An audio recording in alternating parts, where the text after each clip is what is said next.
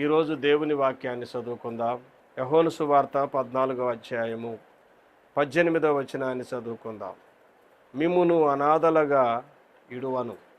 ప్రియమైన దేవుని పిల్లలారా, ఈ రోజున దేవుడు తన వాక్యము ద్వారా మనందరితో మాట్లాడుతూ ఉన్నాడు. నిజమే కదా, అనేకమైన శ్రమలు, శోధనలు, కష్టాలు, ఆర్థిక పరిస్థితులు మనకు ఎదురైనప్పుడు మన వారందరూ, మనం నమ్మిన వారందరూ కదా, కొన్నిసార్లు వారికి ఉన్నటువంటి బాధలు, వారికి ఉన్న ఇబ్బందులు, వారికి ఉన్నటువంటి ఆపదలు, వారు మనలాంటి మనుషులే గనుక వారు మనల్ని ఆదుకోలేకపోయినప్పుడు, మన అవసరాలలో సహాయపడలేకపోయినప్పుడు, మనల్ని పట్టించుకోనప్పుడు మనం మాట్లాడే మాట ఏమిటంటే, నాకెవరు లేరు, నేను అనాథను అని మాట్లాడుతూ ఉంటాం. అయితే ఈ రోజున దేవాతి దేవుడు మనతో మాట్లాడుతూ ఉన్న శ్రేష్టమైన వాక్యం ఏమిటంటే, ఈ వాక్యము ద్వారా దేవుడు మనతో మాట్లాడుతూ ఉన్నాడు.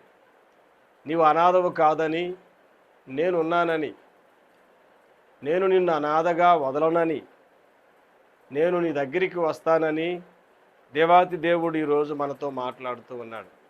కాబట్టి నీవు కదా దేవుని వైపు చూడాలని, దేవుని పైన ఆధారపడాలని, ఆయనే సమస్తమును చేయగలడని, ఆయనకు అసాధ్యమైనది ఏమీ లేదని, అన్ని సమయాలలో నిన్ను ఆదుకోగలడని ఈ వాక్యాన్ని నమ్మి దేవుని యందు విశ్వాసం ఉంచి, నీకున్నటువంటి పరిస్థితులు ఏవైనా సరే కలవరపడక, దిగులు పడక, భయపడక, నాకెవరు లేరని కృంగిపోక, దేవుడిచ్చిన ఈ వాక్యాన్ని బట్టి దేవునిపైన ఆధారపడి నీ జీవితంలో ఉన్న ప్రతి సమస్యను, నీ జీవితంలో ఉన్నటువంటి ప్రతి కష్టాన్ని, నీ జీవితంలో ఉన్నటువంటి ప్రతి వ్యతిరేకతను, నీ జీవితంలో ఉన్నటువంటి ప్రతి నింద అవమానాలను దేవాతి దేవుడు ఎరిగి ఉన్నాడు.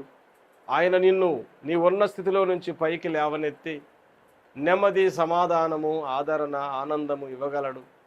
కాబట్టి భయపడక, దేవుడు చెప్పినట్లుగా నేను మిమ్మల్ని అనాథలుగా వదలనని చెప్పిన దేవుడు నీ పక్షమున ఉన్నాడు. ఆయన పైన ఆధారపడి సంతోషకరమైన జీవితము, ఆనందకరమైన జీవితం జీవిస్తూ ఈ భూమి మీద దేవుణ్ణి మహిమపరచాలని ప్రేమతో తెలియజేస్తూ ఉన్నాను.